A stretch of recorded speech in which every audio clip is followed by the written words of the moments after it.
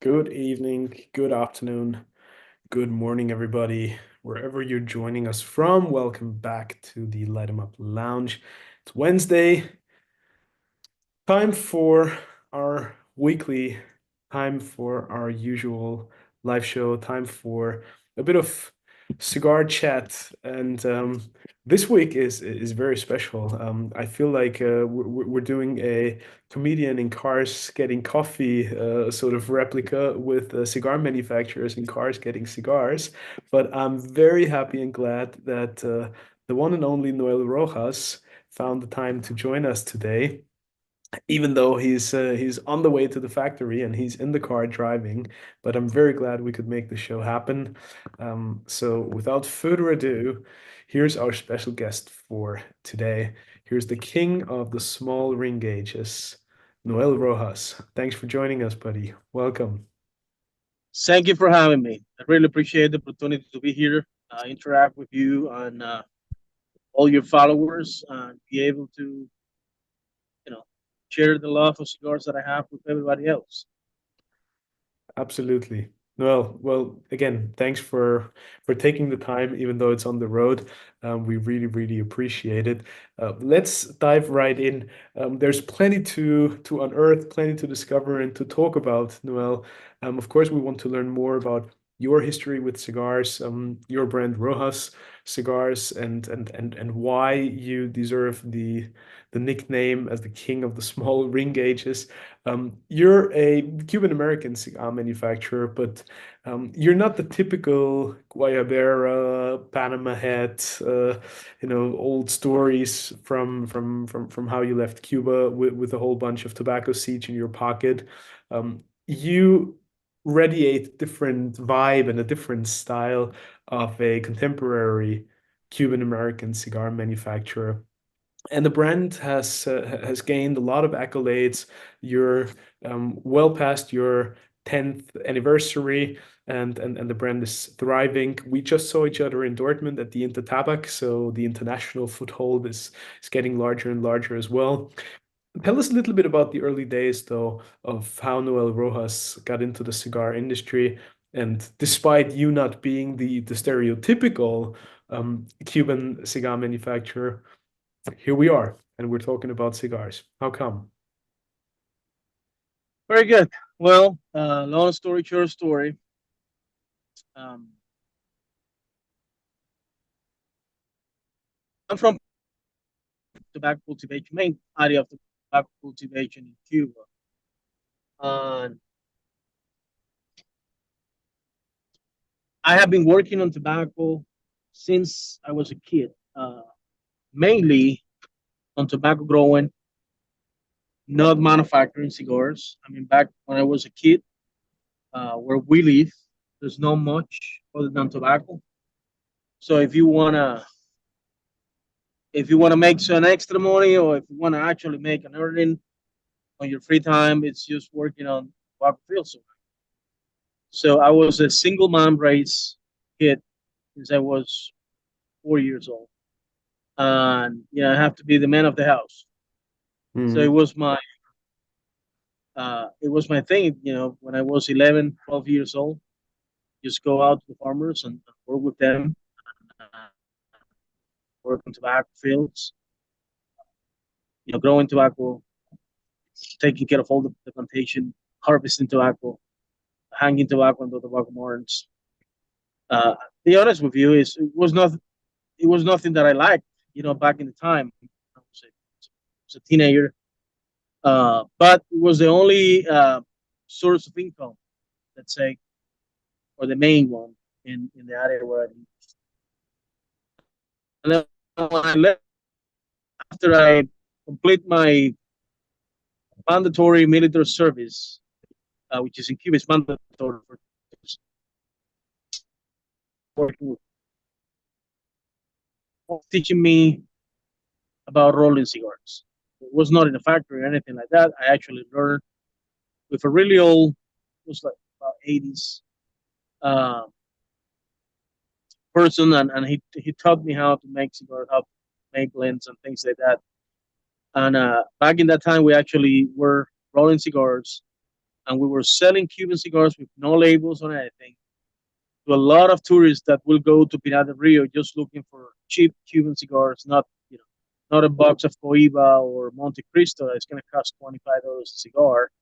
They just want a cigar that they can smoke and taste good.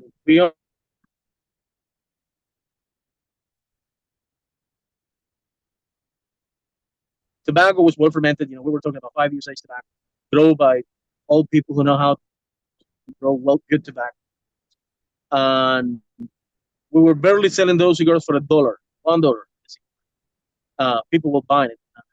100 cigars, 150 cigars, 200 cigars a day. So that versus a doctor making $50 a month in Cuba was a big difference. And I got in trouble with the police because, as many people know, Cuba is a communist country, and the only allowed to do cigar business actually the government. The farmers are only allowed to grow tobacco and sell it to the government, but they're not allowed to actually manufacture and sell. So as we start making some money, we start getting in trouble with the police, and I have to leave because it was either I leave or they will put me in jail for 5 years.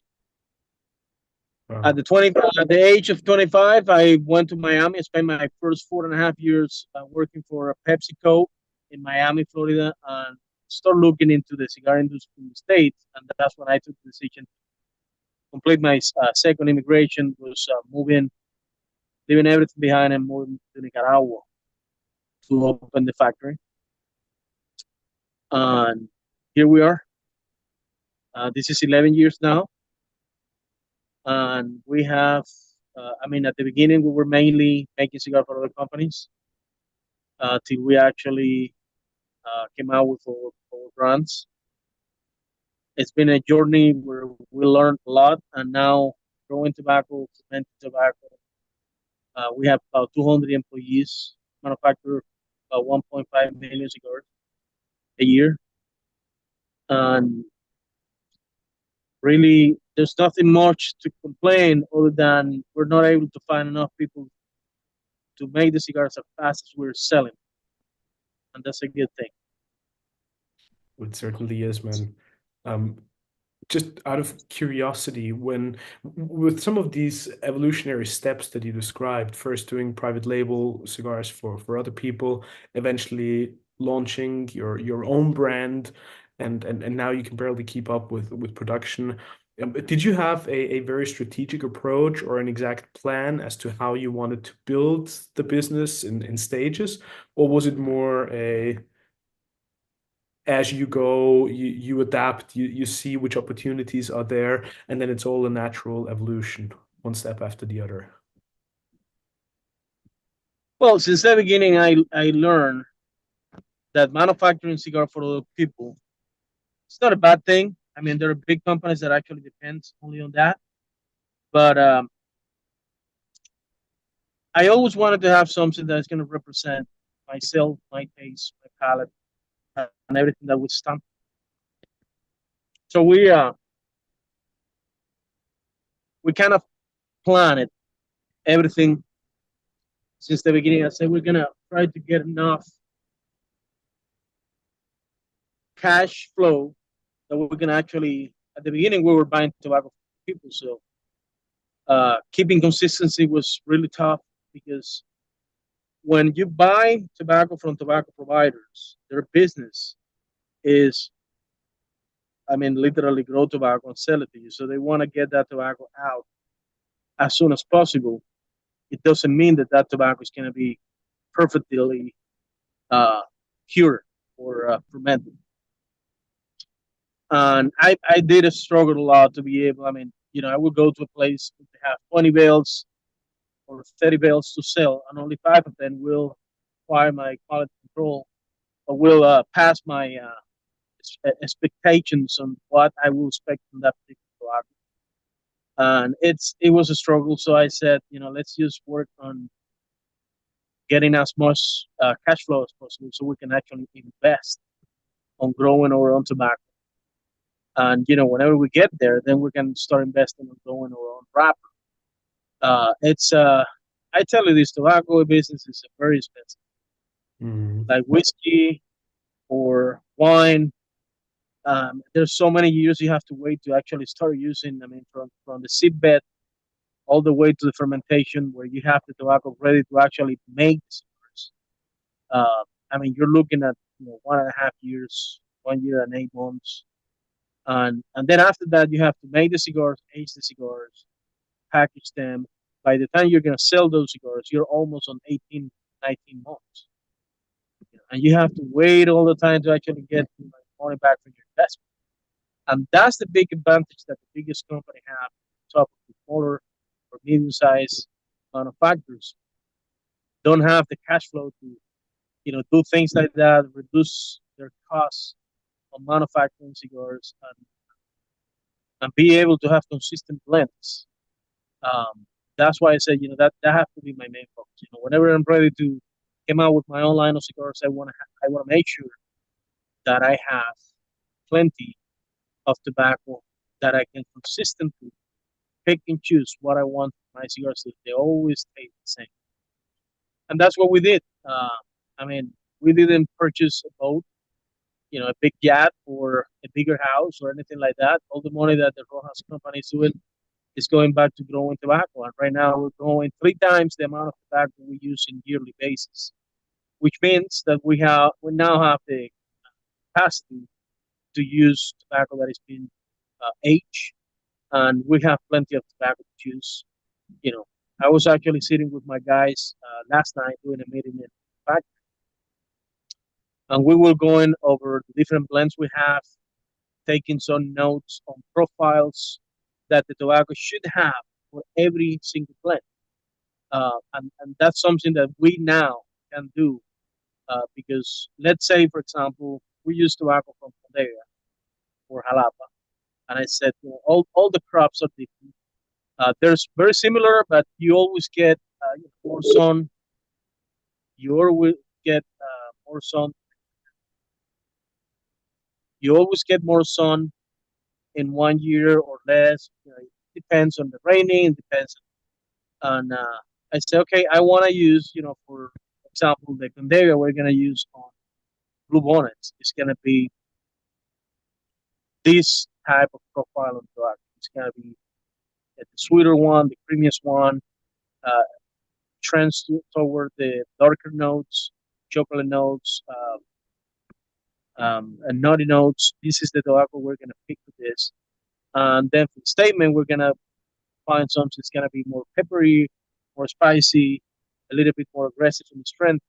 And I mean, before it was really difficult to be able to actually pick and choose what you want for your cigars, but now we have so much tobacco we can actually do that. That was main strategy that I implied. I said we're gonna invest all the money back from tobacco. Now we're looking to grow in different regions, like for example, Ometepe. We don't grow tobacco in Ometepe, but we do use tobacco in Ometepe.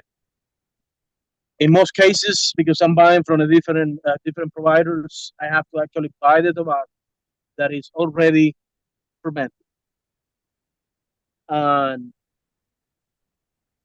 and I have to take all those bales, send it to my processing plant of tobacco, and then complete another extra fermentation process of 4 to 5 weeks, raising the temperature of the tobacco to where I want it, so we can take that tobacco to the limit of fermentation, which is what I want. In most cases, people that actually grow tobacco, ferment tobacco, they don't take it to 100%. They just want to get tobacco out fast. Um, but we have the capacity to do that. Um, do those we call it burritos, where we do that extra fermentation process. But eventually, we will be able to actually grow tobacco in Ometepe, one of the places that I want to grow tobacco. We just lease a big farm in Jalapa Valley, so we're gonna start growing our own wrapper and sun grow wrapper from Jalapa. In this case, we're gonna grow Corojo, sun grow, and we're going to grow Habano wrappers. And uh, Jalapa Songo, which is I have tasted before. It's a very good wrapper. That way, we will be able to start doing some different blends, um, different mixes with the tobaccos we grow, different varieties of tobacco. It's just getting more control over the different tobaccos and different regions that we can grow. I don't see a scenario that we won't stop investing and growing tobacco for the next 5 10 years. It's just the way that it is.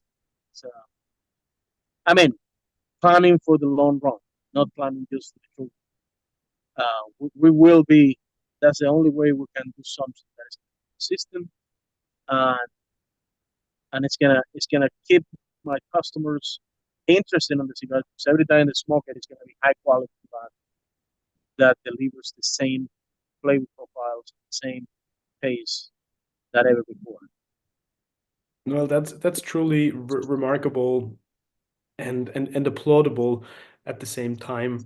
And it truly shows your dedication and commitment to doing the right things for the long term and not just trying to milk every single dollar that you make and be in it for a quick buck. I wanted to ask you, how many different seed varietals do you actually grow? And I believe before you now open Ometepe, you thus far have been growing tobacco in Condega and in Jalapa, right? Um, Yes. Yeah, we grow tobacco in Condega, Jalapa, Habano 2012. We also grow Criollo, Criollo tobacco, which is a little bit more strong, more aggressive. We have grown some Pelo de Oro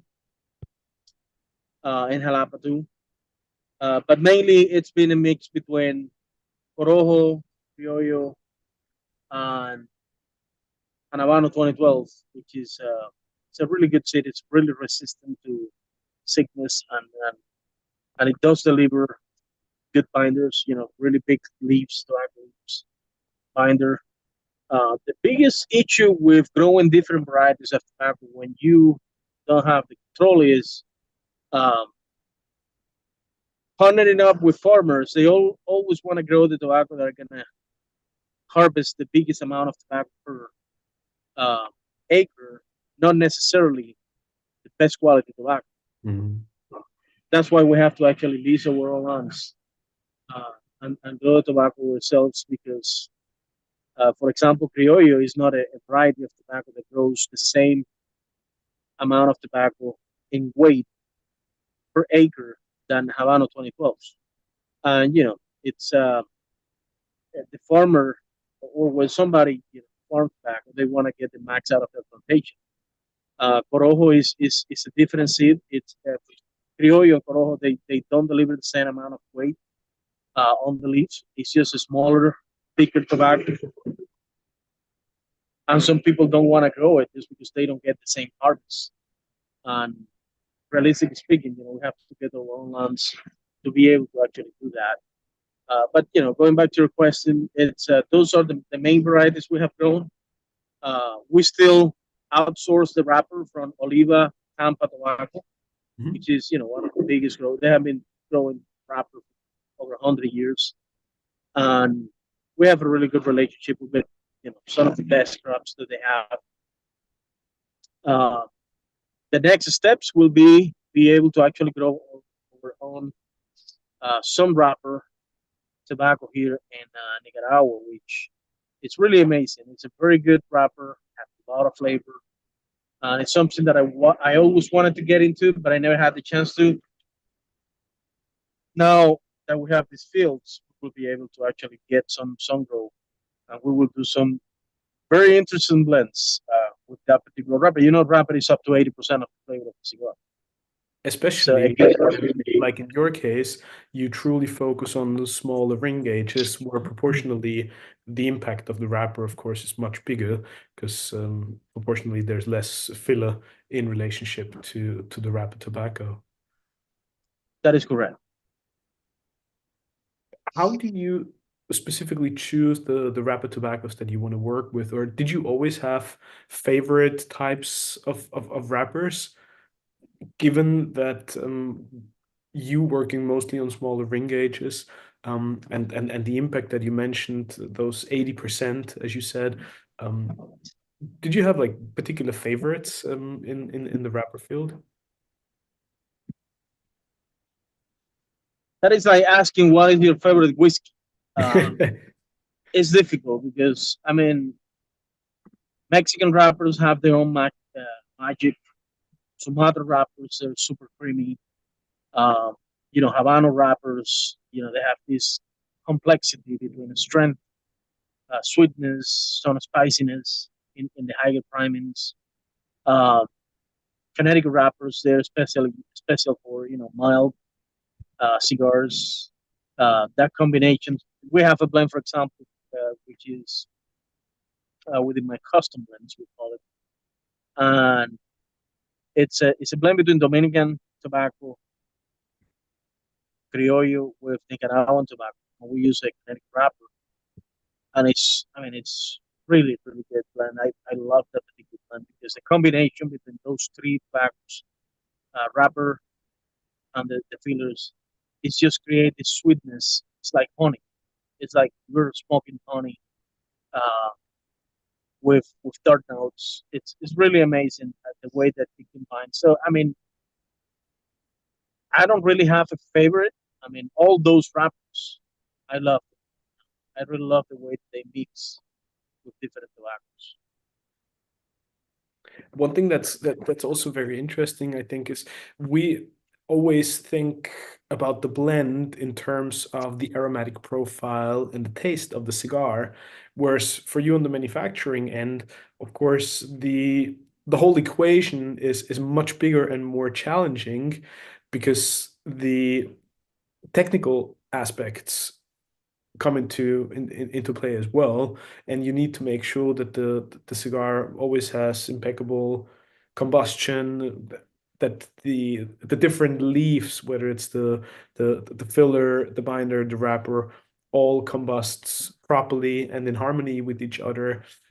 So the best tasting blend is not necessarily always the best performing in terms of technical considerations, right? That is correct.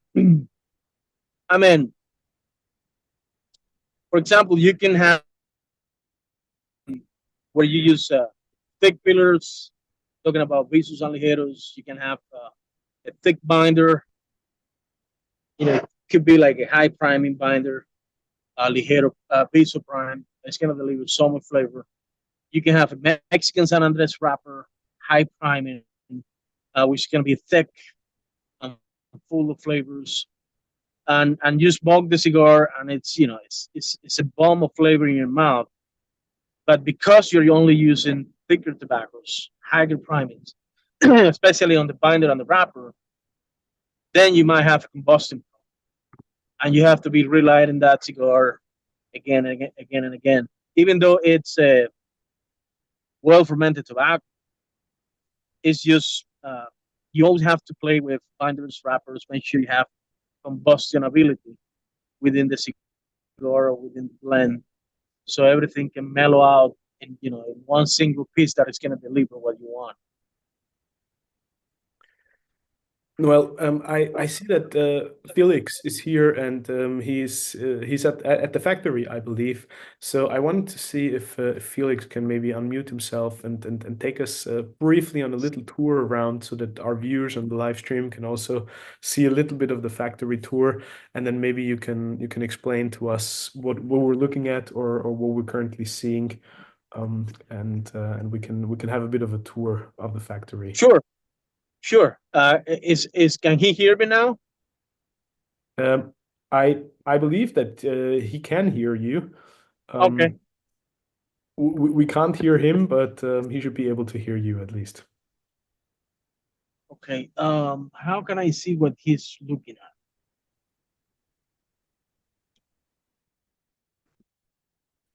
How can I see his screen? I think you probably have to swipe on your phone to see Oh, okay. different Oh, I different see. I see. frames.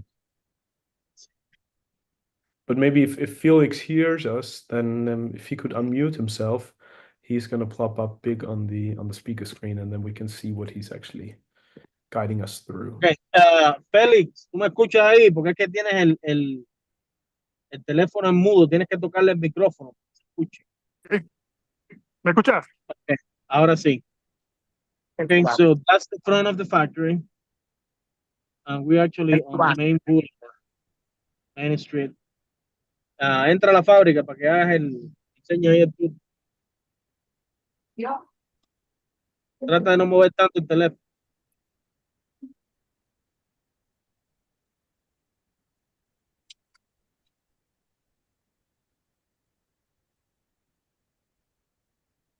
Ok, just, entra y párate, mira a la izquierda y la derecha.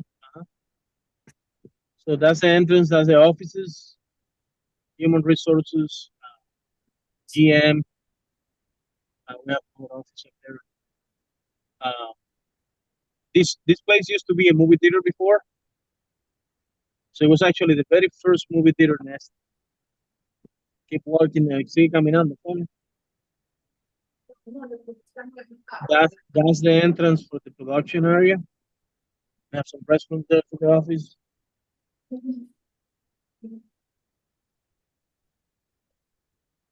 Sigue para allá, para el área de producción.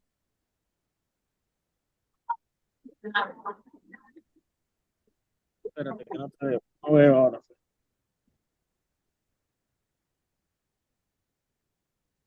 No te veo, Félix. Bueno, salgo conectado, sí.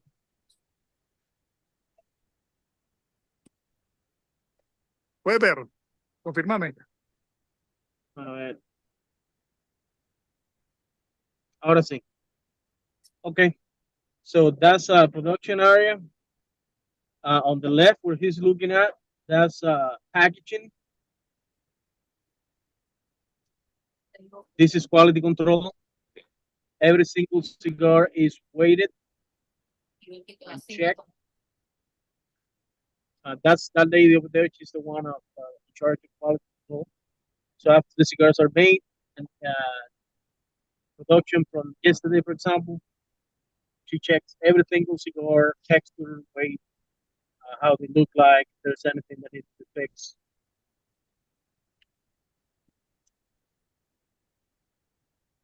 Ok, sigue para el otro lado. Enseña a la derecha. On the right side, that's sorting. There they will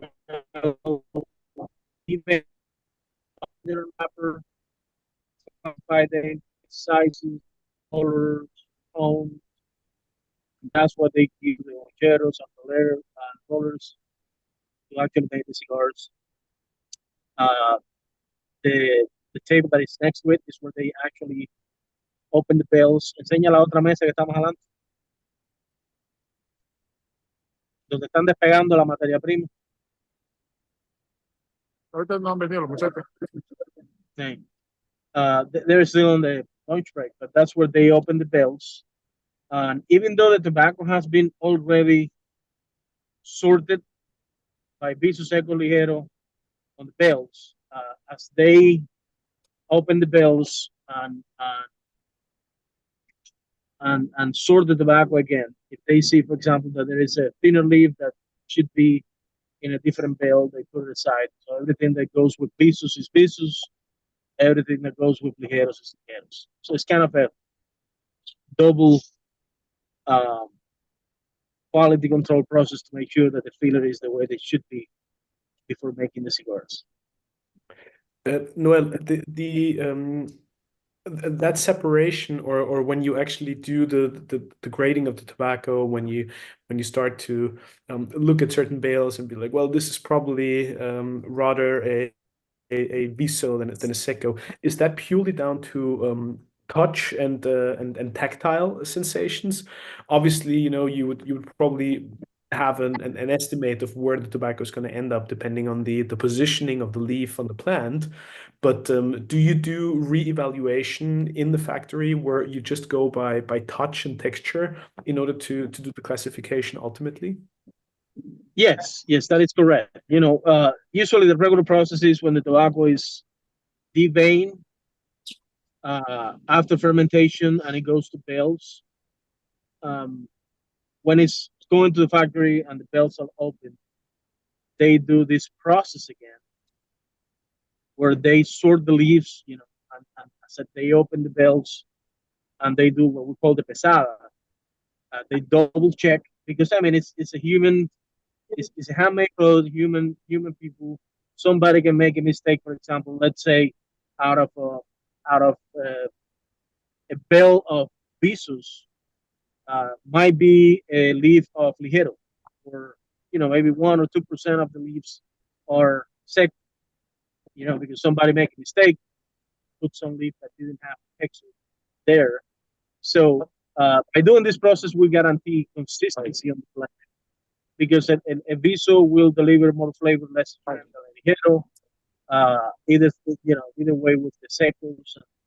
We just want to make sure if the blend is two visos, one sec, one ligero, that's how the blend is going to be made.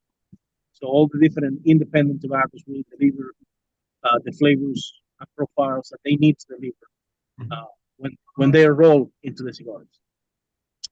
As you can see there, now that's the floor where we have all the rollers, loncheros and rollers. Camina por el pasillo lentamente y ves enseñando a la derecha y a la izquierda.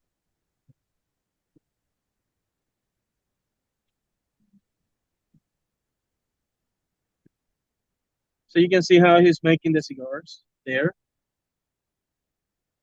We're using a technique that is called entubado, which guarantees really good rolling cigars, best delivery of flavors.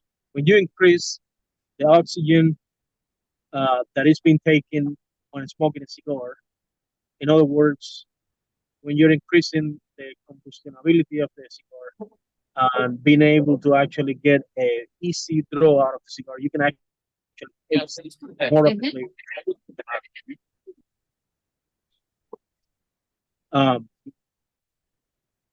She's putting the wrapper there.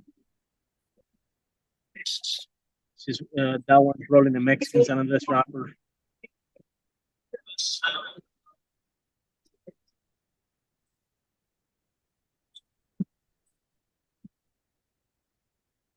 It's a beautiful process. I mean, I never get bored of seeing it. Oh, very true.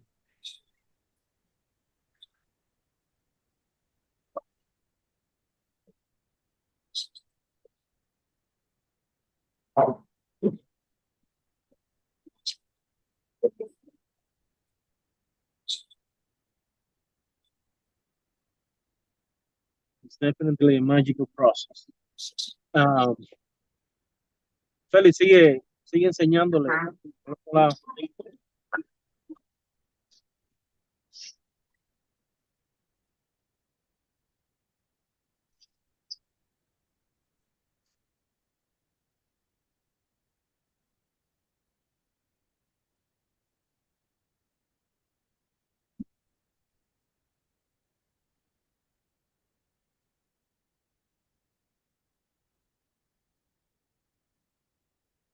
Okay. Enséñale ahora la máquina de tiro.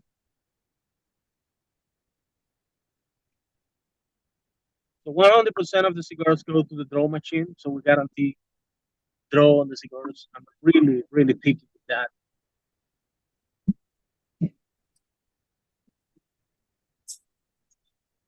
We have 2 draw machines, and 100% of the cigars through the draw machine. Everything that doesn't comply is taken out.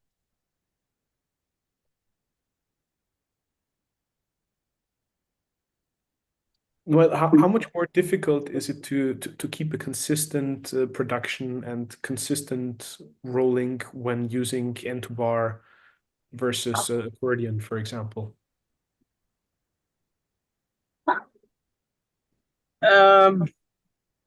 I tell you, my favorite way of rolling cigars is a mix between both of them. I mean, when I used to sit and roll cigars myself, I will do the entubado only with the visos and ligeros, especially with the tobaccos that will go on the center of the cigar. And then I will do the estrujado or acordeon, as you call it, on the outside. And what I found out is because because the way that the tobacco is folded on the outside of the cigar, it's easy for that tobacco to burn faster than the tobacco on the center, which is entubado. So you get a colder draw, longer ash. Uh, the texture is a little bit softer than the entubado. Entubado, just because you're literally doing a double wall of tobacco leaf when you do entubado, the texture of the cigar is more hard.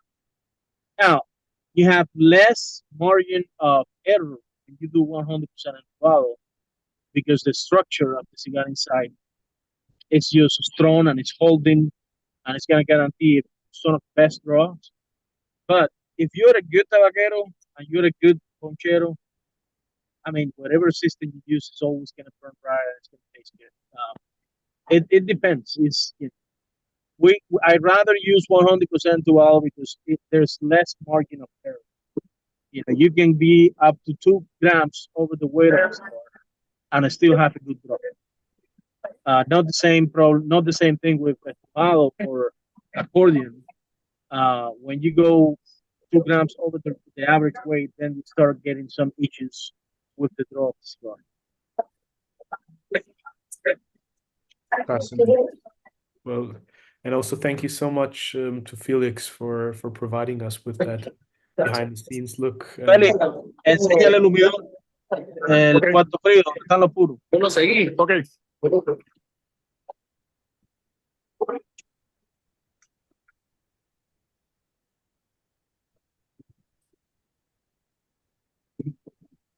So as I said before, this used to be a movie theater. So where we have the aging room, it's what it used to be the stage for the movie theater.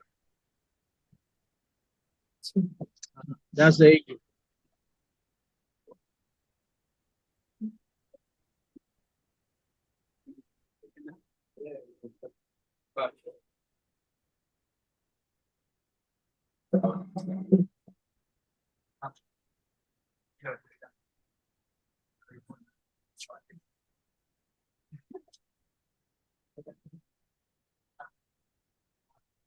It might look small, but we can actually fit up to 850,000. How long do you keep the cigars there after rolling before you ship them? For for uh, for Habano wrappers, Connecticut wrappers, Sumatra wrappers, we do about 45 days, and then for Mexican San Andres wrappers or Maduro wrappers in general sense, it takes a little bit longer for them to dry out. We do 2 months. Sometimes depends, you know, like when it's raining like crazy in Nicaragua, like now it's raining a lot. Sometimes we have to let the cigar for longer. It's difficult to, you know, keep the humidity levels inside of the humidity sometimes. Sometimes it's just really dry and we actually have to put a humidifier so the cigars don't dry so fast and we keep it at 65%. So they dry with regular speed. But usually that's the time frame, 45 days to 2 months. We always do a smoking test before starting to pack a particular batch. Make sure that the cigars, you know, they don't heat up, but they have the humidity that they need. You know, some people use these humidity cans to measure humidity inside of the cigars. For me, the best way to know whether a cigar is ready, like just smoke it. You know.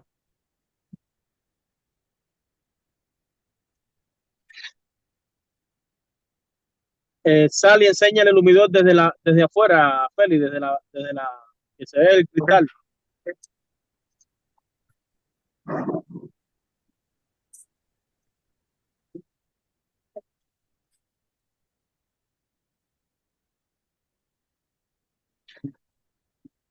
que se ve el cristal. Sí, sí, solo voy a mover algo.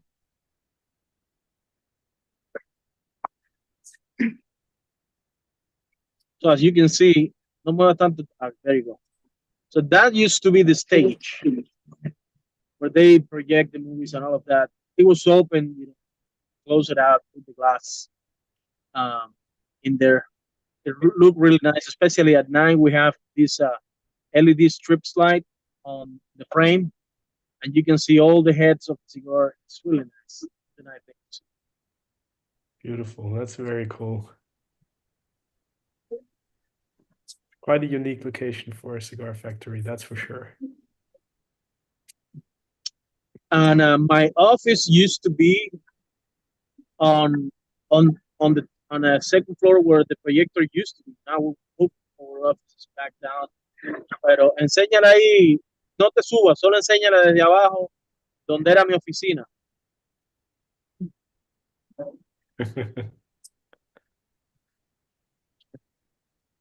So that used to be where the project. That used to be my office. We just ran out of space. We need more space for storage. So I have to move down to a smaller office, leave that space for storage of boxes, package material, things like that. But I had a great view. I love that particular office because I could see everything from up there Stunning. on the second floor.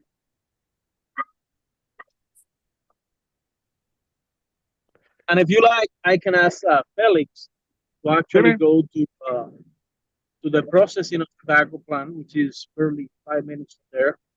So he can show you around deveining and the fermentation process of tobacco. That would be wonderful because in the meantime, I wanted to actually discuss the fermentation aspect a little bit because I find it very fascinating when you said that you oftentimes took or still take the bales that you purchase from other suppliers and then go through another fermentation stage. So I'd love to learn more about that, and if Felix could give us a behind the scenes look of the tobacco processing as well, that'd be beautiful.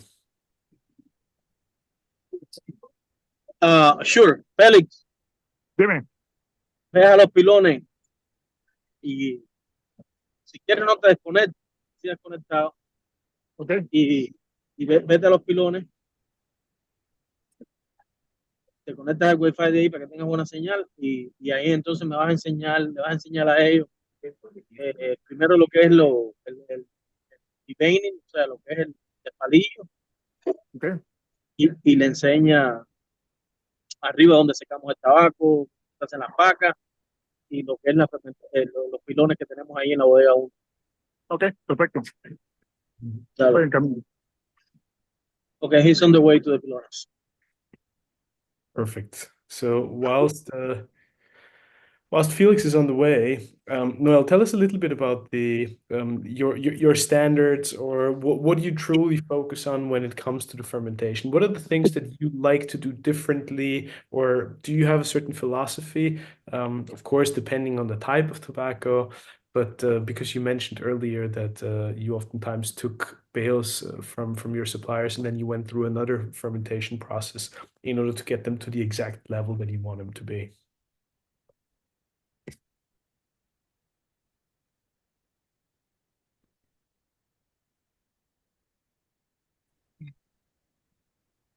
Fermenting tobacco at their own particular taste.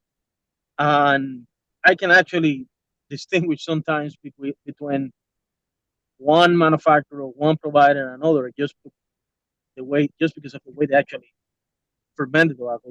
It's like they have their signature on it. One example, for example, it's uh, um, there's a company in Esteli, one of the biggest ones actually, that they like tobacco to be peppery, spicy, and most of their blends are actually like that, and I really like that too. Uh, but they mainly focus on having that particular profile on the cigars, and I believe they actually position themselves in the marketplace by doing that. I think was really smart, but it mainly reflects the taste of the person in charge. There's another big company that I believe they do the fermentation process to where it needs to be 100%. It's also one of the biggest companies in there. You can actually, I mean, for me, I can distinguish between one company and the other tobaccos because the way that they blend it on. And it's also, really good cigars. It's just, just for example, like whiskey, right? Whether you want it to be more spicy or more nutty or more aromatic or it's kind of the same. It's they have their own ways of expressing their particular palates. Like a Now, house style that they develop over time. exactly.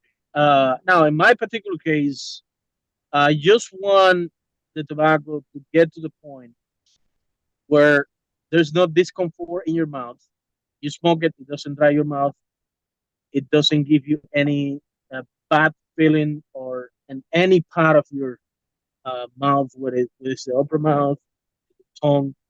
It doesn't uh, make you feel that you want to drink water all the time when you're smoking that cigar. I want tobacco to be able to, every time you get a puff, it's like getting a spoon peanut butter or uh, butter, sense. I want that complete balance between flavor, profile, strength, uh, something that water your mouth. I mean, if you smoke my cigars, most of them will water your mouth instead of drying it out. How do you Most of actually the decide that, Noel? Like, what are those irritating components, or how do you get rid of them?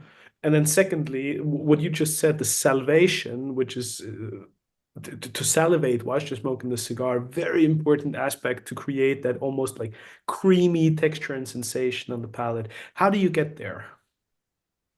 Well, tobacco as a natural product, I mean, you can compare that to a banana. It's actually very close parties, right? Now, if you have bananas that has been properly uh, properly mature on the plant, they're hanging on the plant, and nobody trimmed them. They just go to green. They just go to green to orange, yellow, orange, and then they get this color. And I have been. I mean, I'm from Cuba, and there's a lot of bananas there, and there was a big difference for bananas that you cut before they were ready, and bananas you actually didn't cut and let it mature on the plant. I mean, the aromas. I will actually. I remember when I worked on the tobacco fields, I will just track a a banana plant that has banana ready just for the aroma because the smell was all coming to me. And what happened is during the maturation process of bananas, same as tobacco, on the inside of the banana are being created proteins and aminos. And that's what creates all that aroma and all that flavor. Uh, Versus when you take bananas that are, they're not ready yet, you prime them, and then they put this chemical liquid on it that make them mature faster. Uh, they never taste the same. They never taste the same. So what happened with the tobacco is kind of the same thing. Is number one, the tobacco has to be ready at the time of picking it up in the field. I mean, if you pick it up before, that Noel, tobacco plant, that tobacco leaf is not ready. Noel, ¿Ya está ahí, Tony? sí, Ok, espera, dame un segundo. So that tobacco leaf is not ready. It doesn't have the full maturity to be able to actually pick it up.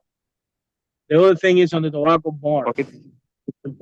Tobacco barn, when the tobacco is drying out, you need to have certain humidity levels. You need to have certain temperature. You have to let the tobacco to go through the process of changing colors, and you cannot take that tobacco out of the farm for less than 45 days. If you do it, then you're gonna see the problems on the fermentation process. Uh, Fixing the colors on the tobacco leaf on the tobacco barn uh, with humidity, with heat, just you know, a week before taking that tobacco down. There's a lot of process that goes into it. The colors are uh, very tied up to the flavors. And that's the thing. And during the fermentation process, the temperature and not letting the tobacco heat up too much the first 6 months is essential, especially with tobacco from Jalapa. But the first 6 months, 5 or 6 months of tobacco, um, what happened is, and I have seen this, if people want to accelerate the process of fermentation, basically the fermentation process of the tobacco is humidity and heat. Uh, so what some people will do, if they want to accelerate the tobacco, they will start putting water or humidify that tobacco at the 3 or the 4 month. And by doing that, they're accelerating the process of creating those proteins and aminos. But what happens, because they're not ready, the physical composition of the plant is not there yet, and it hasn't been formed to get to that next level. Uh, then you can see tobacco that is, texture, the color of the tobacco looks really good, but then when you burn it, it doesn't burn right. It dries your mouth. It's sour. It might have good strength, but it's not balanced. It is not something that is really pleased to smoke because, like a banana, it was accelerated. That process was accelerated. On the other hand, when you see tobacco that you just put on the pilones and work it out for the first 6 months without putting any humidity whatsoever in the tobacco, and you let use the tobacco ferment with the natural humidity that it came from the fields, uh, make sure that the temperature doesn't raise too much, and you're just flipping that tobacco every 15 days or every week, depending on the temperature. The change is amazing. It's just slowly, like the banana, mature or ferment, creating creating those proteins and aminos, which is the flavors you actually taste in the tobacco, at the speed that the nature is supposed to do. And then after the 6 months, then that's when you start applying slowly humidity to the tobacco to get it to the final step, which is the final fermentation process.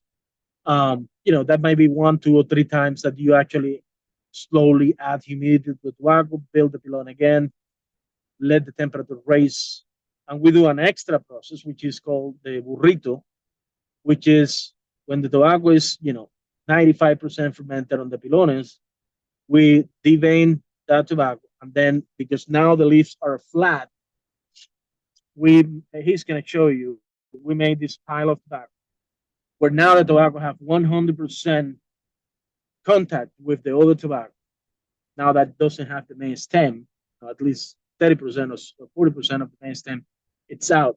So now there's more compactation of the tobacco leaf. We do this for about 4 weeks, 4 to 5 weeks, depending.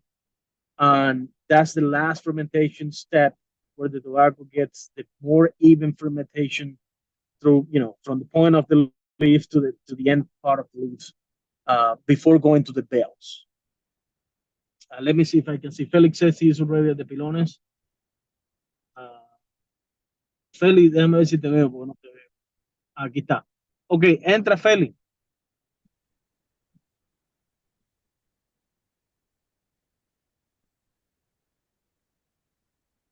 Entra a los pilones.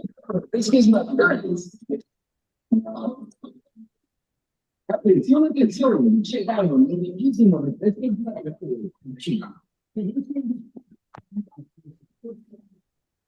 So this part right there where he's at, that's where we have the people sorting the tobacco. So when the tobacco gets out of the pilon, we do a sorting by texture, by size, by by primings.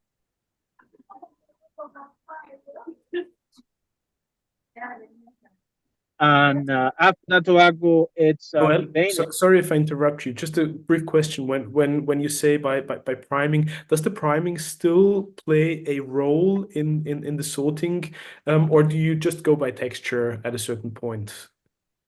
Well, when we receive the tobacco, and we do the pilones, usually it's sorted on the pilon by the priming. You Yeah. know, this is going to be priming 3, 4, 5. But sometimes, and I mean, this is usually happens. You get 1, 2%, 3%, depending how organized the work was done on the tobacco field or the tobacco barn. You can get a certain percentage of tobacco that is misplaced. You know, you can have a leaf of seco with a batch of pieces. So we have to resort this tobacco again based on the texture. So that's why they do the sorting again. And as they devein the tobacco, they will have different piles based on the size of the tobacco and based on the texture to make sure that everything is by texture. So they have piles with seco, viso, ligero, whatever is good for binder, they set it aside. And as they do that, that tobacco goes into those cases. And then for those cases, they build the burritos that he's going to be showing you. Where we finish the other 5% of the fermentation that is left to do.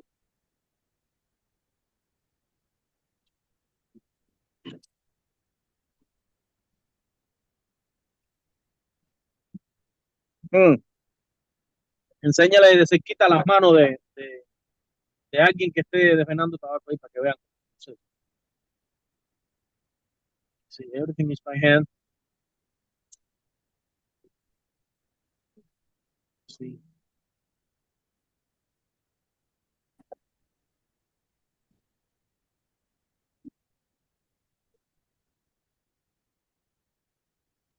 And just to clarify for everybody watching, we're just looking at filler tobacco here, right? That is correct. Yes, that is correct. Feli, enséñale un pilón ahí, dile que no sé si estarán mirando algún pilón al otro lado o si tienen algún burrito que le puedas enseñar ahí. Okay.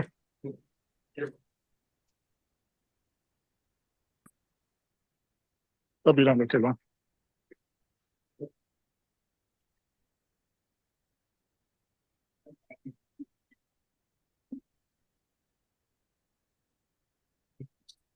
So that's a pilón. They're working on that now.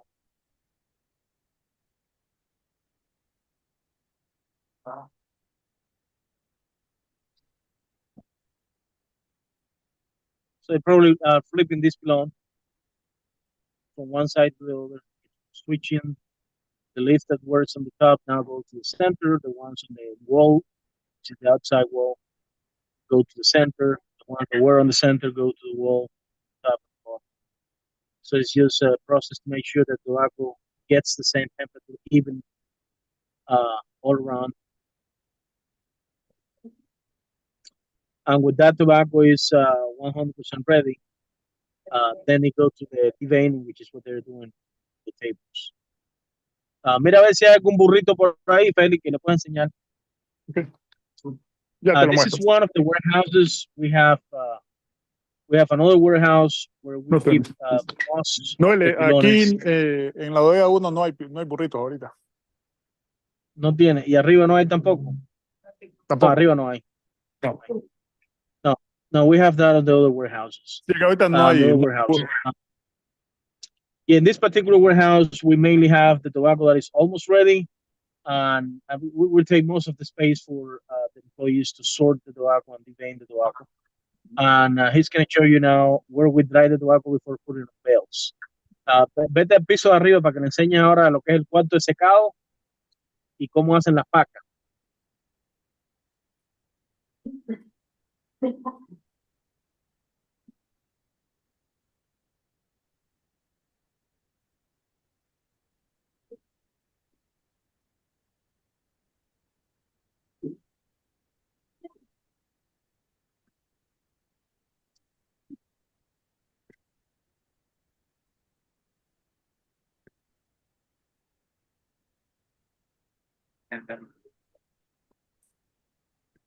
So you see that thing over there is where they actually do the bells. So will fill out that particular square, and that's a press. So they're gonna press it down, and at the end, it will look like one of the bells Felix gonna show you. Enséñale una paca ya terminada.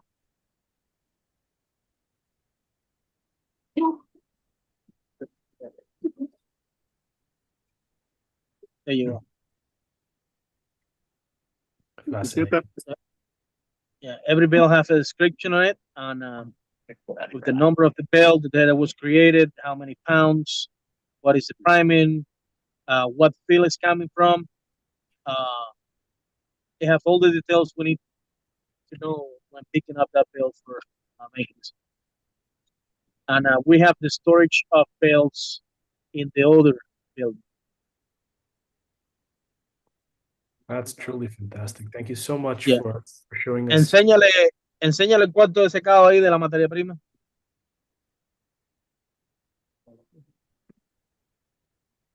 Feli. Ya voy. So this is the drying room. That's where the tobacco is placed these particular trays to dry it out. You know, when the tobacco comes out of the burrito, it has probably about 35% humidity. So we lowered that down between 15 to 18% humidity in the tobacco, so we can put it on bales, and you know the tobacco doesn't get damaged. That's how they put piles of 2 or 3 leaves and fill out those trays to dry out.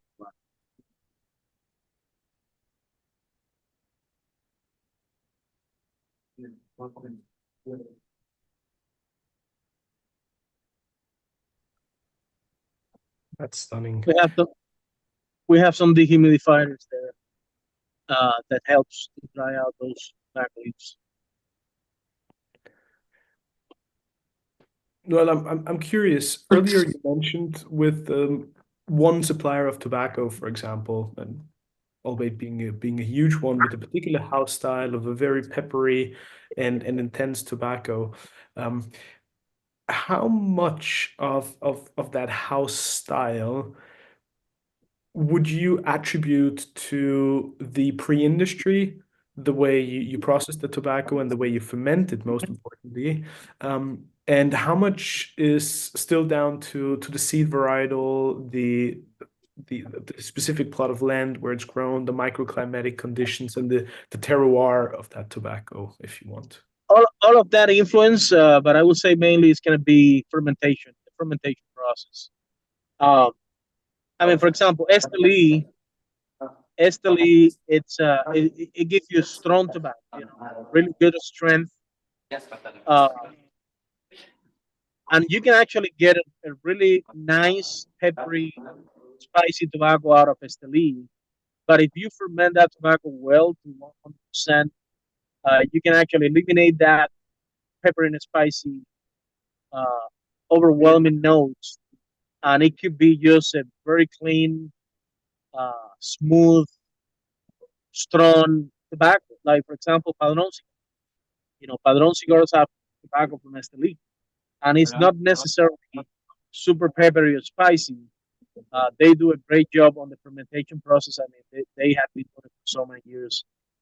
Their tobacco have a really good strength, but it's super clean. When I spoke about Padron cigar, it's really super clean, super creamy, and it has a lot of flavor. It's really good tobacco. So I mean, if you ask me what is a standard for quality, that I would say that's my standard for quality. Is tobacco that is just really well fermented. Now, I have some blends that I wanted to have a little bit pepper and spicy notes, like the Statement, because it's meant for that particular market. In that case, I go to the pilones and I taste tobacco that we have on the burritos, and I say, okay, this is going to be used for a Statement. Let's take it out now. Don't leave it for another 3 or 4 weeks because this is the profile that I want to have for this particular cigar. So it's really all coming from the fermentation of that. Now, Yeah, Feli, gracias. yeah, thank you so much to Felix for the wonderful tour of the factory and the pre-industry here. Truly fascinating, and thank you, Noel, for making this possible and showing us all these in-depth behind the scenes informations. Truly fascinating for our viewers. Thank you. And Not a problem. It's always a pleasure to share the love. Well, that's what I love so much about your work in general. You're very big on educating the consumers on tobaccos, the individual leaves. I mean, you had a program a couple of years ago called Cigar Specialist, right?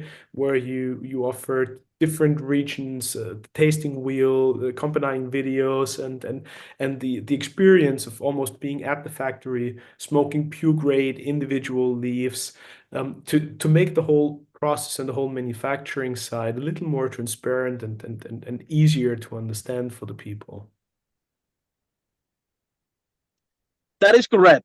We still have that particular product. It's called the Cigar Specialist Level 1. We were waiting on these particular coins that were going to be sent to the people as they complete the process of taking the test and being cigar specialists. So we finally have these coins manufactured. We had a big problem trying to find somebody that will make it the way that I wanted. We finally have them. Now we're working on sending these coins to the retailers that already purchased this product a year ago or 2 years ago, and sending out the information on how people can actually go online and take the test, so we can actually send them a certificate to be cigar specialist level 1. I'm really, really eager to get this project uh, back and run it again. Finally, with all the information from my cigar specialist team, and I think this is going to be a big difference, because what I'm trying to accomplish here, it's create a group of people, give them the tools to be able to actually determine what tobaccos they like, what they don't like. Uh, Go and smoke a cigar from whatever manufacturer and be able to say, you know what, I feel or I taste tobacco from Ometepe, I taste tobacco from Jalapa, I taste tobacco from Dominican Republic, for example.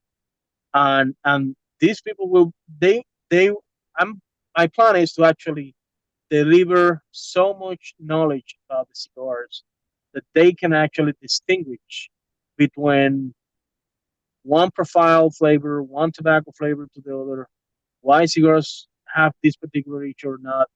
Um, I mean, I believe that this is my strategy basically is, why should I take the road of boring people telling them how good my cigars are? In case There's of, your okay, let coin. me show. There you go. He has a coin there. So there. What if I rather said, let me teach you about cigar, then you can make your own choice in your mind how a good cigar should taste, or how a good cigar should be manufactured. Well, I think that's going to be the better approach. Plus, I want to have the opportunity to be able to create this particular group of consumers that are really sophisticated when it comes to tobacco and cigars. You know, going forward, my plan with all these cigar specialist volumes is going to be to have, sometimes we have these special tobaccos from this particular crop or this particular fields, that is only small batches of tobacco we can get. We cannot release a full lineup of these particular blends, etc.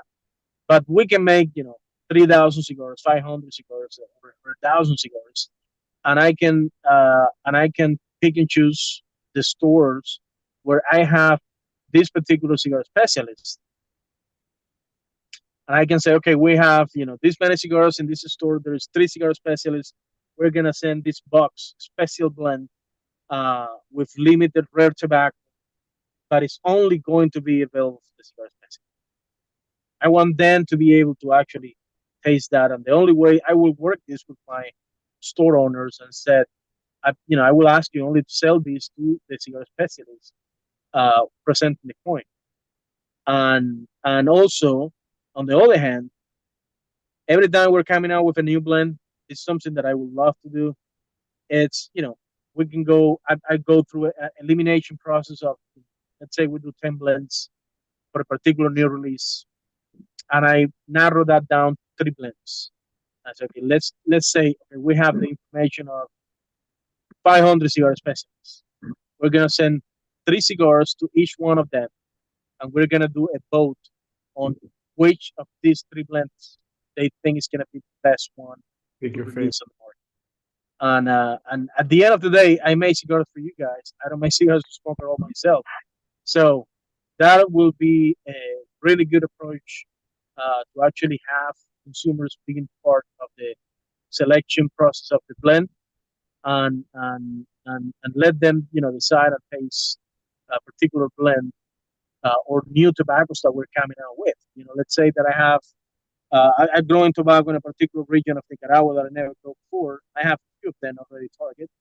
Um, I want to see what people think.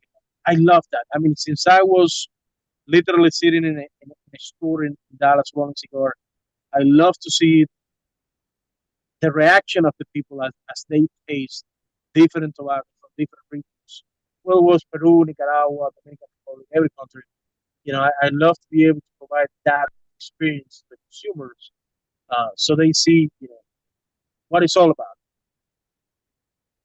Beautiful. Well, speaking of blends, Noel, and also speaking about transparency, the industry is not always, you know, fully transparent with everything that's happening behind the scenes for various different reasons, I guess. But one debate that we often hear in cigar lounges, we often discuss it here on the show as well, is that um, over the last couple of years, it certainly has become somewhat of a norm for manufacturers to disclose their blends for new lines which they're introducing, or at least parts of it, telling the consumer that the wrapper comes from Ecuador, it's a Habano wrapper, and then the binder is XYZ, and the filler might be Esteli Ligero or a Condega Viso. Um, you clearly showed us that also because of varying factors throughout the year, rain, sunlight, the way you ferment, um, the blend truly is a moving target, or it's a concept that's always sort of in flow. Do you believe in the idea and the concept of sharing blend details? And if so, how granular? Do you think there's value for the consumer in that? I don't think there should be an issue sharing, what type of tobaccos you use, because, as I said before, there's a signature on the fermentation of tobacco for everyone who manufacture, who grow and ferment tobacco. I mean, you can name, for example, number one cigar of the year, X blend by X manufacturer. I can have exactly the same ingredients and do the same blend, and it won't taste the same just because the fermentation Mhm. process that I have might not be the same that they have. It's just, I think that's just branding and marketing. Uh, Literally, at the end of the day, I mean, I have done so many tastes, uh, so many tests, when I was really rolling cigars in a store in Richardson. I remember this guy that the only thing he smoked was Padron, right? And no, the cigars that I was rolling in the store, this was in Renegade Cigars for a year, was the number one selling cigar in the store, number one on top of any other cigar. And they have this particular customer that, I mean, he was a really cool guy. He only wanted to smoke Padrons. And one day I took one of my cigars, put the label of Padron on it, and give it to him. Say, hey, I have this cigar here. I want you to have it because I know you like this. And it was a box press, same thing. Padron is the best. Padron is the best. I know it's the best. But also that cigar you used to smoke is my cigar, the one we make here. So sometimes it's just perception, right?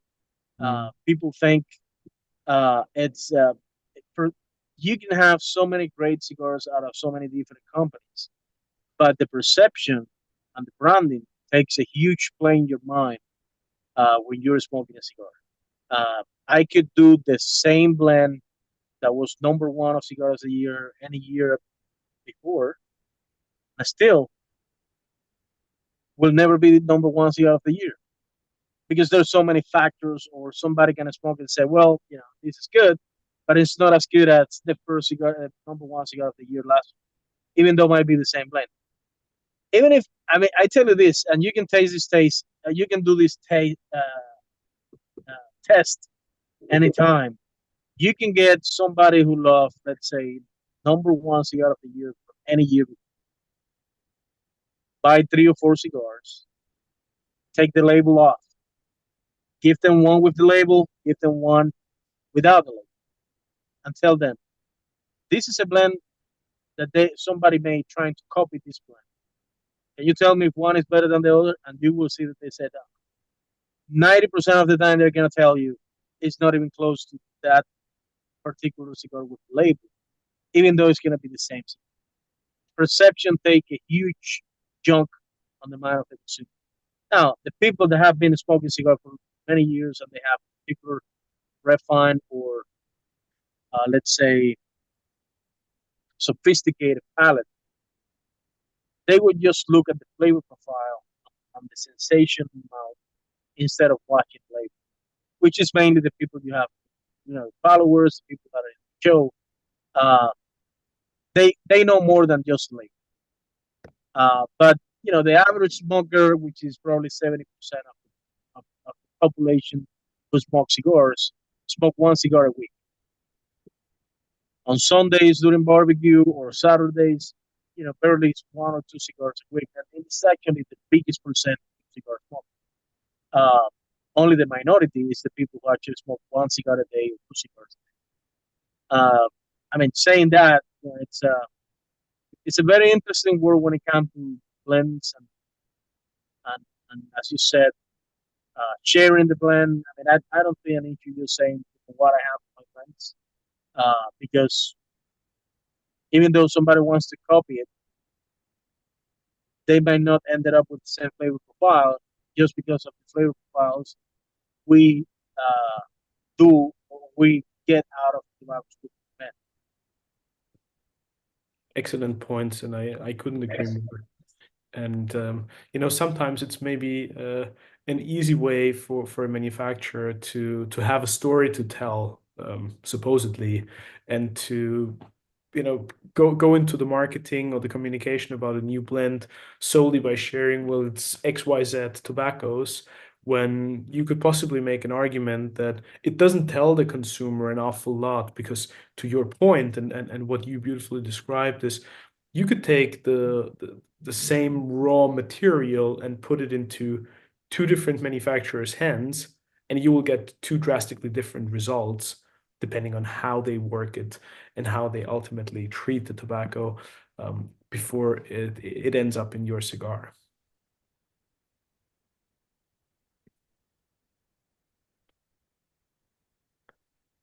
Well, I think the best way to compare that is cooking. We can have the same ingredients to make a soup, and I guarantee my soup is going to taste different than yours. very true. Amen. Well, talk a little bit about your portfolio of cigars, please, and the way you build and structure the portfolio, because that's another thing that we often discuss here at the show is, some people, they make cigars purely for themselves and they put forth what they would like to smoke, and then whoever enjoys that same profile, welcome to the party and please be our manufacturer, are for other people to enjoy. And you think about them and what could suit their profile, their palate.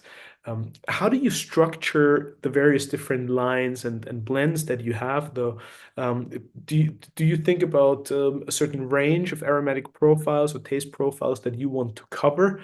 And then if you feel there's something missing, you try to add that piece to the puzzle? Or what philosophy do you have when it comes to that? Well, I really try to make it very simple. I try not to make blends that are going to compete with each other or which with the same, you know, portfolio. So what we do is, going from the base point of wrappers represent up to 80% of the flavor of the cigar. Then we bounce around that particular base and we find tobaccos that are going to make that particular blend unique. For example, we only have one Maduro wrapper with the Rojas line, which is the statement, where we use tobaccos from Nicaragua. Also Ometepe, we add some Ometepe on the filler. So it's you get all the dark notes out of the wrapper, and you get some spiciness and some pepper notes out of the Ometepe tobacco. I'm doing my a small tasting of tobacco with different stores and consumers over the years. I have seen that some people like, and this is probably 50-50. Some people like strong, spicy, peppery tobacco. The other 50 like sweeter, creamier, no pepper, no spice tobacco. Um, I find out that most of the people who are trending to that particular side or side of the spectrum of flavor, they love tobaccos from Jalapa, tobaccos from Dominican Republic, tobacco from Peru, because it's no pepper, it's no spice, it's sweeter, it's creamier. And the people who like stronger tobaccos, uh, they like tobaccos from Esteli, tobacco from Metepe, Condega. So there is a section there. So what we do is just try to make blends that are unique in their own profile. The statement is something that is more on the, it's not overwhelming, but it have a little bit of spicy and pepper notes with combined with dark chocolate notes and the darker uh, side of the spectrum when it comes to flavors.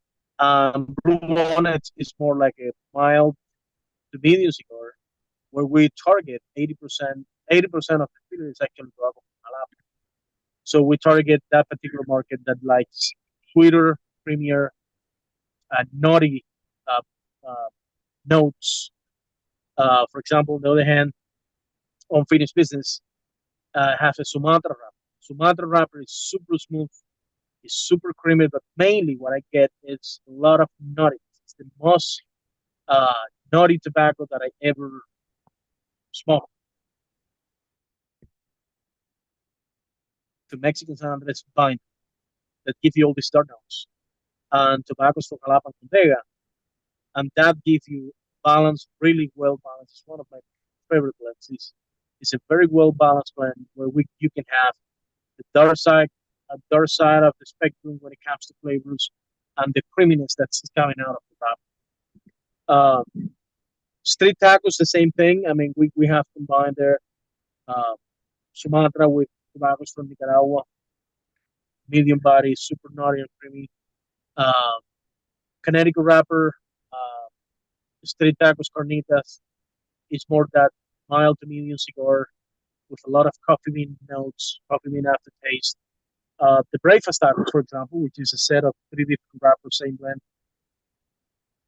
is a small Salomon on 50 gauge, 4.5 inches long.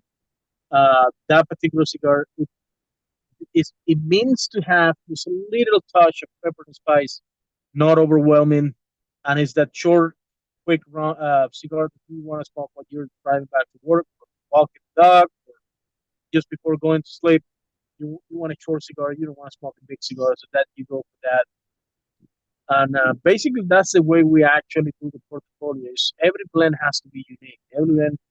Uh, every blend should not be competing with the other blends within the portfolio. They should have a different flavor profile. And mainly, we do that by increasing the percentage of the tobacco that I want consumers to taste on the blend. For example, let's say on the statement, we have a bigger percentage of tobacco from Ometepe. On the bonnet, we have a bigger percentage of tobacco from Jalapa. We're coming out with a new line for Rojas, which has a Connecticut wrapper, and the filler is a mix between Dominican and Nicaragua, so it's going to have a bigger percentage of Dominican tobacco inside with tobacco from Jalapa. So it's going to be a very sweet creamy, nutty, but mainly it's going to be on the honey side uh, of the spectrum with that particular Connecticut wrapper. So it's going to be completely different to uh, the Carnitas, for example, which is the other wrapper that I have within the line. We're making we're coming out with a street tap, which is going to be my new release. We have a Habano wrapper, Nicaraguan fillers, a Mexican San Andres binder. I don't have a blend that is like that. I don't have a blend on the on the street tacos or Rojas line that has any Habano wrapper yet. So that's going to be the next addition to the lines. And it also have Ometepeto on the side. So it's very complex blend, but will be completely different from the rest of it. So every cigar has to be unique, and every cigar has to tell a story. And that's the way we actually set aside portfolio. But by focusing mainly on complexity and getting that extra touch of flavor from the particular region we want the consumer to taste, that's what actually makes the difference between all the different blends, if that makes sense. Beautiful. That's fascinating. Great answer, Noel. Well, and we know that with you working heavily on growing your own wrapper tobacco, you will add some new weapons to the arsenal, and to have some new tricks up your sleeve. So I'm really curious as to what's in store next for you, your brand, and the wonderful blends that you're making. Um, Before we wrap things up, well, there's one other thing I kindly wanted to ask you, and that is, you also focus a lot on giving back, and maybe you can share a little bit with us, how both you and Tanya give back to the community, take care of your people, and truly think beyond the business and the money that goes into the tobacco, but truly to the people and to the community. That is correct. Yeah, we truly believe in that. We we mainly support a local school here in Esteli, where it's one of those special schools where they have kids with disabilities. It's not a school that is actually they don't get any help from the government or anything like that. Uh, it's it's actually one of my wife's cousin who actually owns the school, or he's in charge of the school. Uh, it's a non-profit, and they do an amazing job with kids with disabilities, with kids with Down syndrome. And it's thing is, there's only two schools in Esteli. One is they get a lot of aid from the government. It's actually a government school. The other one, this one is non-profit, and it's they don't get any help other than donations from different people. And we make sure that we help them with food, with meat. Some of the kids there only eat protein when they are in the school. So we work with them, buy a bunch of chickens, so every kid can have two eggs in the morning. From time to time, we go and we buy full cows and send them to the slaughterhouse, donate all the meat to the school so they can have uh, plenty of protein. So they, every time that they have lunch, they have good protein with the food. And so from time to time, they need a few other things, and we really support them. I mean, since we have been doing that with them, and we opened the factory in Nicaragua, the I believe a lot in karma and that energy coming back to you and opening new doors. Uh, I don't see a scenery where we not keep helping and donating, giving back to the community as we're doing now. It really makes a difference for us.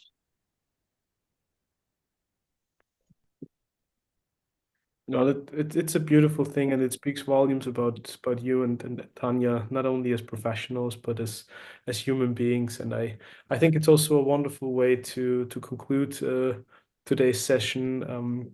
Thanking you for everything that you shared with us, for those wonderful behind the scenes insights, for the deep dive into the tobacco, the pre-industry, the way you work the bilones during the fermentation, the salting, and your philosophy when it comes to blending, of course, the way you structure the portfolio.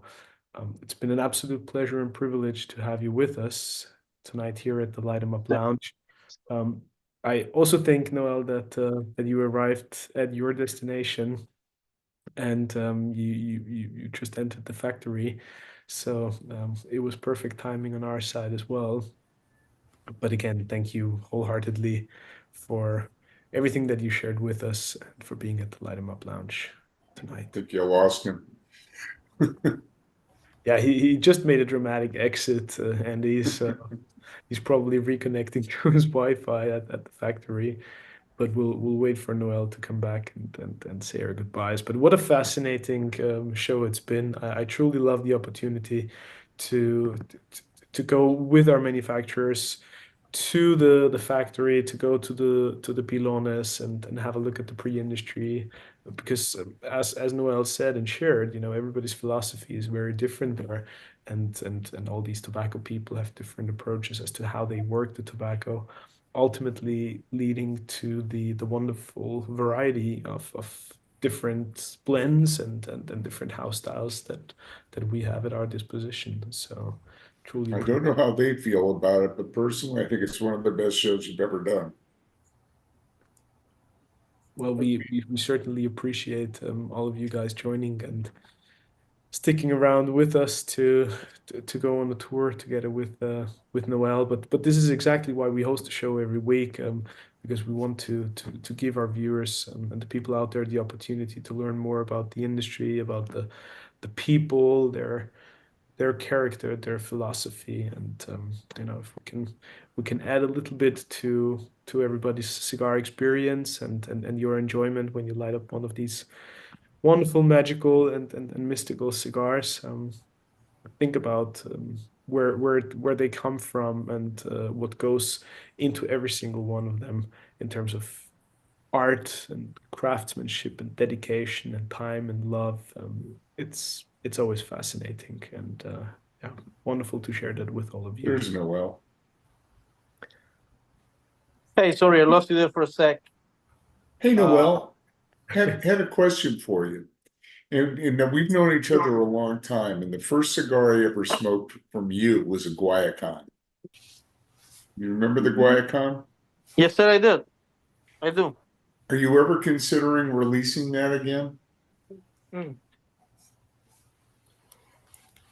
Probably under a different name.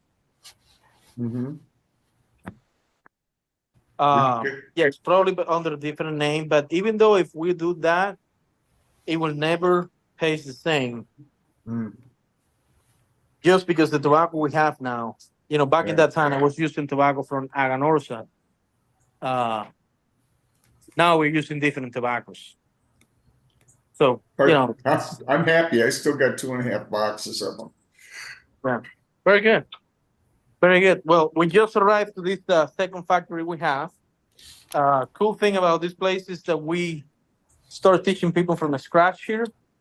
We couldn't get enough rollers in Esteli, so we have to move 1.5 hours to Matagalpa. And we started with 11 couples, small facility, just to give you a quick show.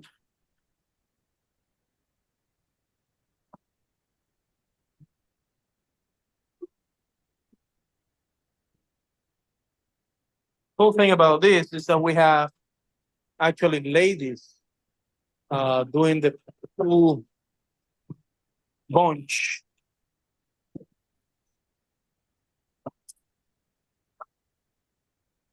On the cigars. Usually is men's doing the bunching part, but here we have ladies that actually learn how to do it. We have been open for about 3 or 4 months. These people are doing a really, really good job when it comes to making cigars. Eres sincero. Yeah. Good point.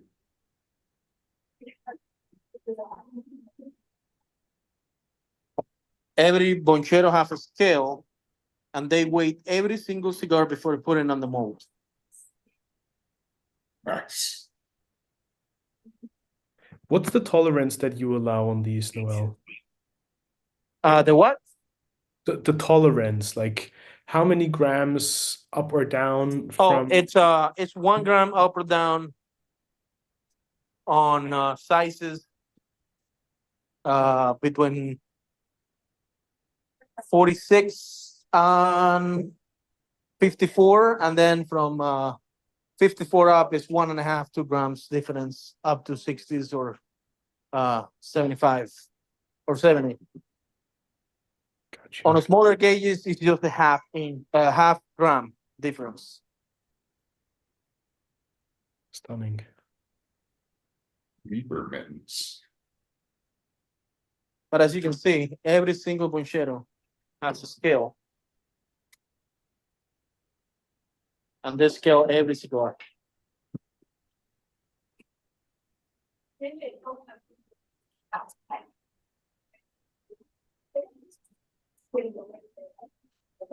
Well, thank you so much again for taking us on tour and taking us with you on a ride to the factory and with Felix to the pre-industry. It's been a wonderful experience for all of us. Thank you so much for being our special guest today at the Light 'em Up Lounge. Thanks to you guys. I love to talk about cigars, and I love to spend time with the community that loves cigars. So I thank you all for the opportunity. Very much appreciated, Noel. Thank you so much. We wish you nothing but continued success and joy with what you do. I very much look forward to seeing you again soon and sharing a cigar with you in person. But for the moment, again, thank you so much for being our guest at the Light 'em Up Lounge, and we'll see each other very soon. Thanks, everybody. Thank you guys. You all be safe. Thanks, Noel. Thanks, Reinhard. Reinhard, Thanks, guys. what's his website? Website's not running up yet. For now, it's just Instagram and Facebook. But we will have the website probably before the end of the month ready to go. Okay, thank you. Thank you. Beautiful. Noel, you mentioned some special tobacco. Is that a tobacco grown in Sonora by any chance? I'm sorry, can you repeat that? You mentioned you're working on special tobacco from a new region. Oh, yes. It's well, I'm working on growing tobacco on a new region of Nicaragua, which is it's called Rivas. And for you to have an idea, it's Ometepe. It's it's a volcanic island. It was made out of volcanic ash, and it's inside of a huge lake. Now on the border of the lake, the river land, there's a place called Rivas, and they have really nice flat earth. There's all the water from that huge lake, and we're doing some studies on the soil. I believe it has a very similar soil to Ometepe, but in Nicaragua everything changes just from 2 miles from one place to the other. You can get completely different tobaccos. So that is one place where we're really looking into growing tobacco, so we can have cigars that taste differently. So that's on the move right now. That's the project that probably we will start next year. Lovely. If it's different like the 10th anniversary, I mean, come on. And this was the best cigar I smoked in Dortmund. I tell everyone. The 10th anniversary I smoked with you. It's a phenomenal cigar. Thank you. Thank you. Appreciate that. Thank you. Noel, can I just ask really quick? And I don't want to take up too much of your time. It's been an amazing, amazing show. But just really quick, is there a significance with a lot of the cigars, like the tacos and street tacos and stuff? Is there a significance with the semi-closed foot? Well, the semi-closed food is mainly so you guys can taste the flavor of the wrapper before tasting the flavor of the filler. because wrapper is up to 80% of the flavor of the cigar. That is meant so when you put the cigar in your mouth and light it up, heat it up for the first time, the first flavor you get is the flavor of the wrap, and it's a very unique flavor. It's the most flavorful part of the cigar, really is. So that's the main reason for that, and that's actually the way we manufacture all my cigars. Love it. Love it. Keep doing it. Keep up the great work. Thanks so much. Thanks to you guys. Look forward to be here again. Thanks everybody for joining us today. We'll see you all again next week, same time, same station. Until then, light them up and be well, everybody. Thanks again to Noel Rojas, and we'll have him back on the show very soon. That's it for tonight. Take good care, everybody, and until soon. Cheers. Cheers. Thanks, guys. Amazing show, though. That was one of the best. Yeah. Yeah.